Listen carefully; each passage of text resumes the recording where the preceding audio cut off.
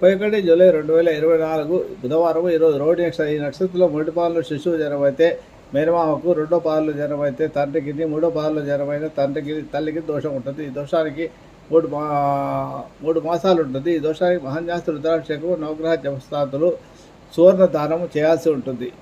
4వ పాదంలో జన్మైన సామాన్య దోషం అయినప్పటికీ కూడా శిశువు యొక్క తండ్రి ముఖాన్ని ఆచరణలో చూసిన తర్వాత నెక్స్ట్ వాళ్ళు. ఈ రోడ్ నెక్స్ట్లో పుట్టిన పురుషుడు స్థిరమైన బుద్ధి గలవాడు, సౌందర్యవంతుడు, మంచి అనుభవం గలవాడు, మంచి రాయబారి, మీడియేషన్ బాగా చేస్తాడు. అడ్వకేట్లు, లాయర్లు, జడ్జిలు వీళ్ళంతా కూడా ఉంటారు. సంగీత ప్రియులు కూడా అయి ఉంటారు వీళ్ళు.